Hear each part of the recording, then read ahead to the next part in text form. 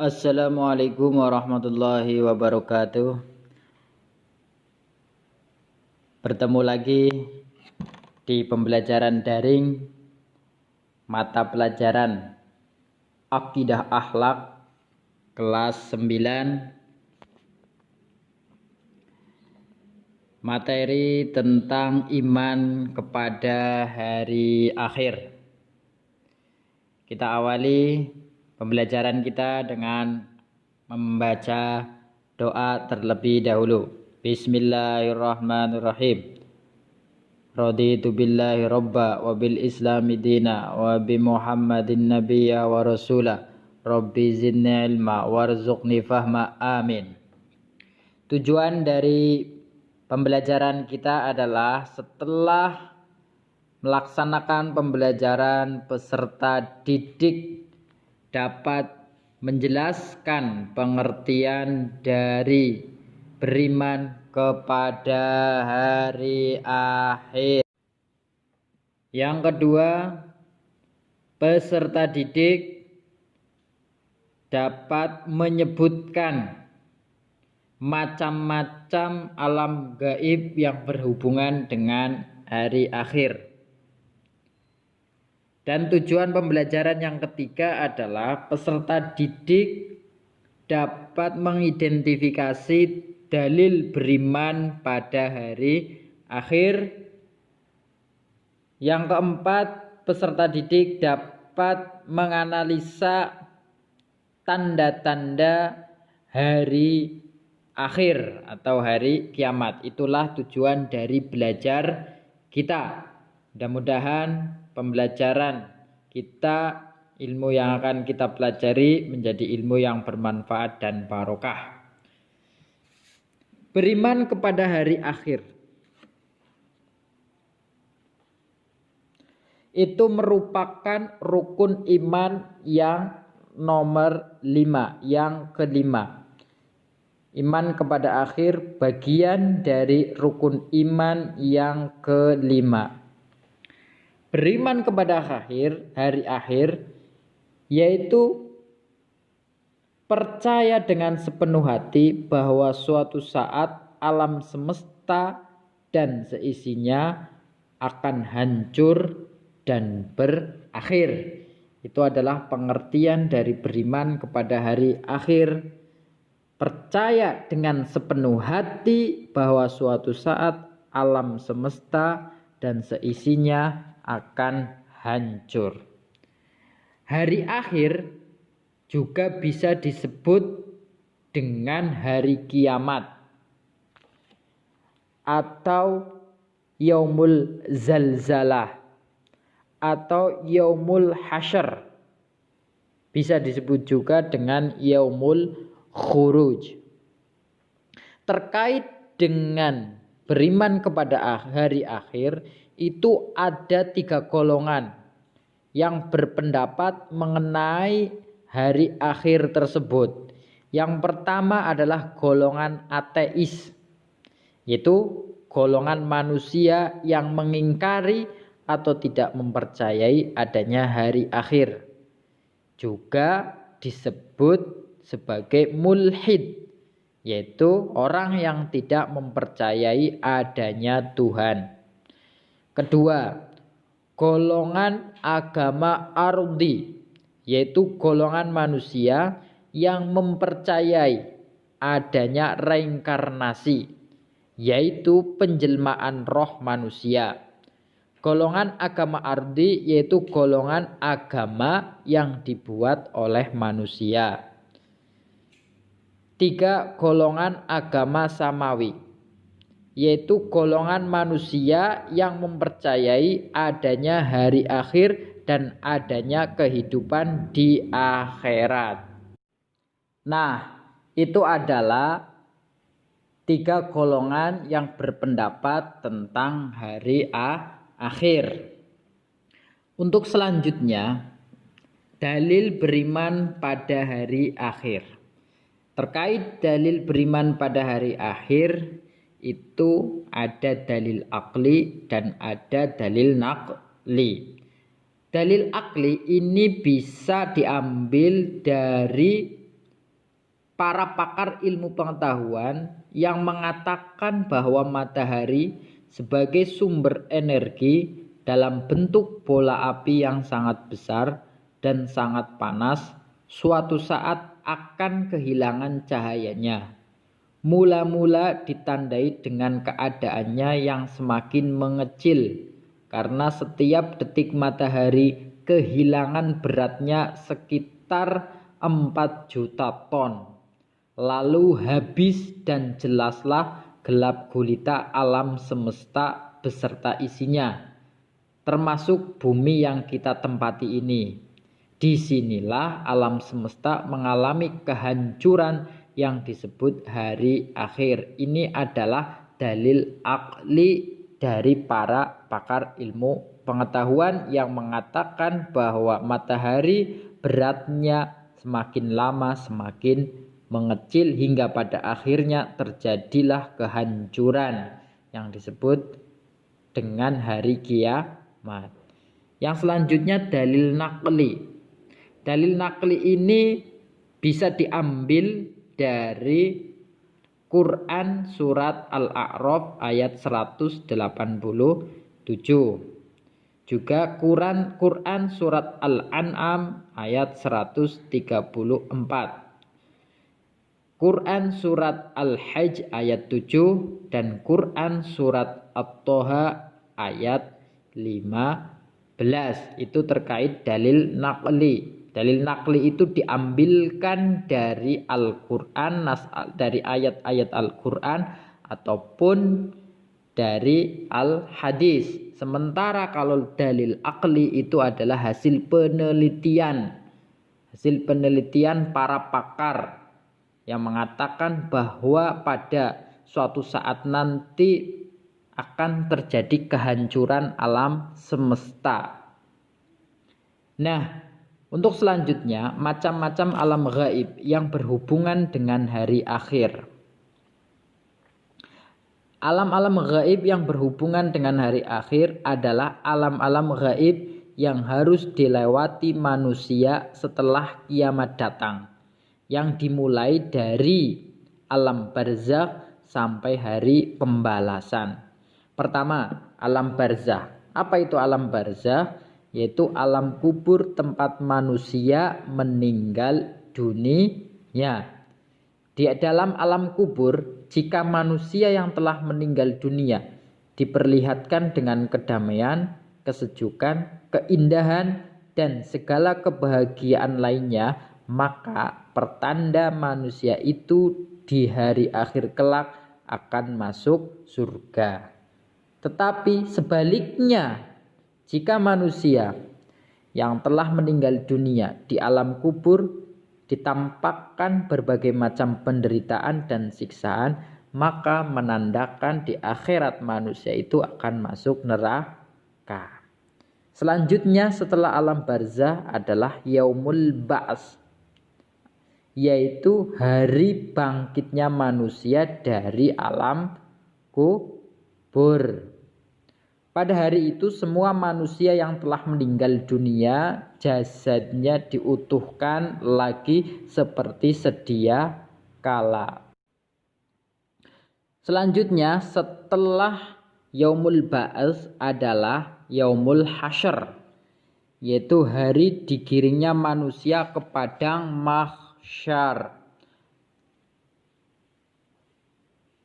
Di padang mahsyar manusia dikumpulkan untuk dimintai pertanggungjawaban amal perbuatannya selama hidup di dunia.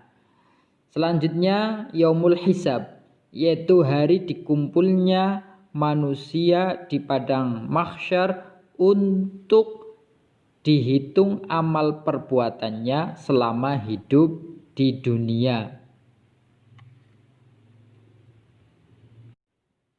Selanjutnya adalah yaumul mizan. Yaumul mizan, yaitu hari dikumpulkannya manusia di padang mahsyar untuk ditimbang amal perbuatannya selama hidup di dunia. Setelah yaumul mizan adalah sirat. Apa itu sirat? Yaitu jalan menuju surga. Sirat sering disebut sebagai jembatan siratal mustaqim. Bagi manusia yang beramal baik, berjalan lewat sirat akan sampai ke surga. Bagi yang beramal buruk, jalannya tidak sampai ke surga, tetapi jatuh ke jurang neraka. Nah, setelah melewati jembatan Siratal Mustaqim, kemudian ada yang namanya Yaumul Jaza, hari pembalasan. Apabila bisa melewati sirat, maka dia akan masuk surga. Apa itu surga? Yaitu sebutan sebuah tempat yang penuh kenikmatan dan kebahagiaan di hari akhir. Sementara apabila tidak bisa melewati Siratal Mustaqim, maka dia akan tergelincir ke neraka. Apa itu neraka? Neraka adalah sebutan sebuah tempat yang penuh penderitaan dan siksaan di hari akhir. Neraka diperuntukkan bagi orang-orang yang durhaka dan mengingkari hukum-hukum Allah Subhanahu wa taala. Selanjutnya adalah tanda-tanda adanya hari akhir. Yang pertama adalah tanda sughra, tanda-tanda kiamat sughra. Maksudnya tanda-tanda hari akhir yang dapat kita saksikan di dunia ini antara lain: A. Rusak hancurnya sesuatu di dunia ini. B. Banyak orang yang tidak tahu malu sehingga berbuat maksiat tidak merasa dosa. C. Banyak masjid megah tapi hanya sedikit jamaahnya. D. Semakin banyak generasi muda dalam pergaulan bebas. E. Banyak yang durhaka kepada orang tuanya. F. Semakin banyak laki-laki berpenampilan seperti perempuan atau perempuan berpenampilan seperti laki-laki. Itulah beberapa tanda adanya hari akhir, yaitu tanda-tanda sughra, tanda-tanda kiamat sughra. Yang selanjutnya tanda kubro, yaitu tanda-tanda kiamat kubro. Maksudnya adalah tanda-tanda yang sudah ditetapkan oleh Allah Subhanahu wa taala dan akan terjadi pada saat mendekati hari kiamat atau hari akhir, antara lain: A. Turunnya Dajjal. B. Turunnya binatang melata yang aneh. C. Matahari terbit dari sebelah barat. D. Keluarnya gas beracun dari semua sudut bumi. Itulah tanda-tanda adanya hari kiamat atau hari akhir.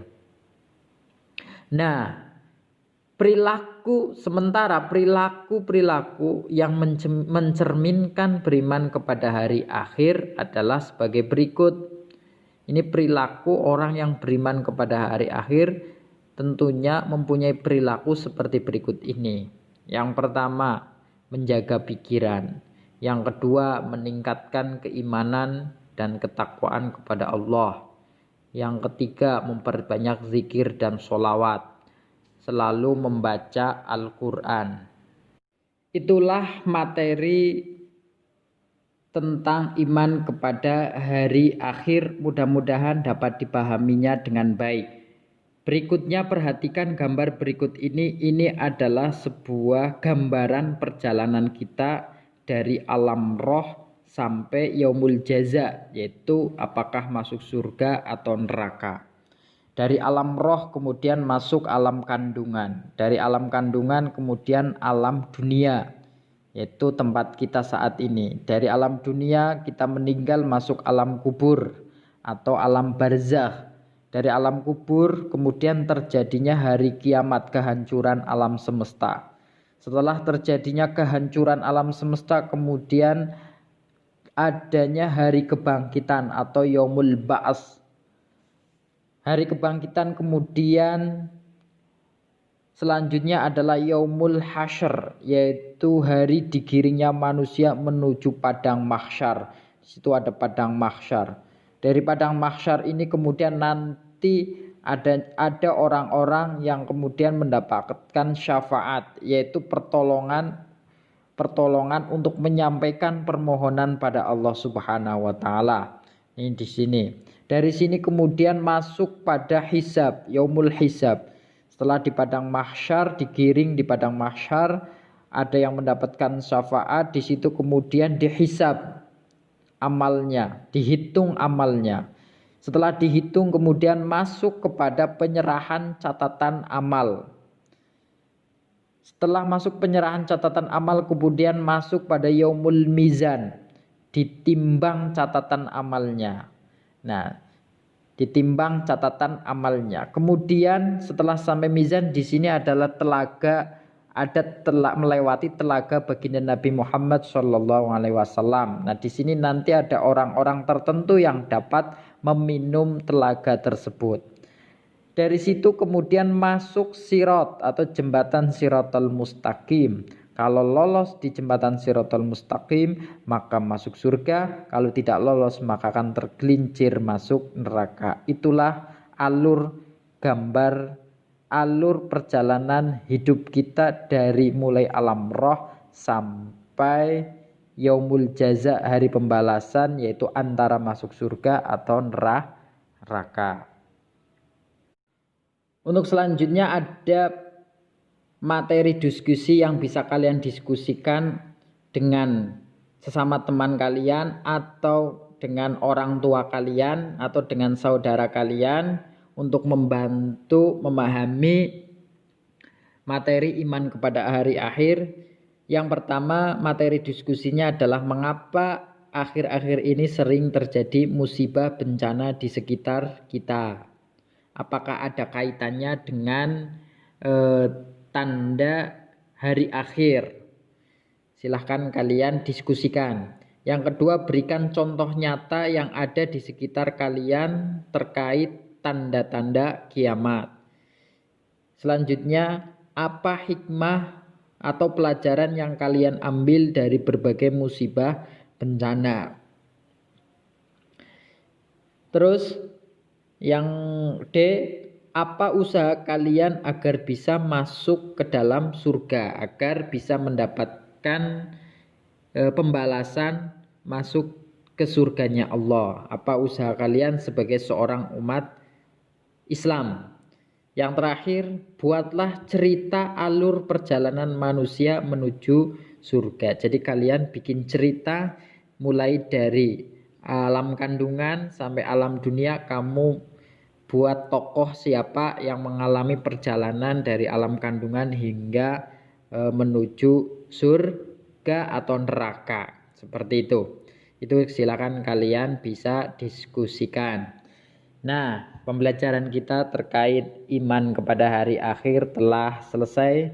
Mudah-mudahan ilmu yang kita pelajari bermanfaat dan barokah buat kita semua. Amin. Kita tutup pembelajaran kita dengan membaca hamdalah bersama alhamdulillahirabbil alamin. Wassalamualaikum warahmatullahi wabarakatuh.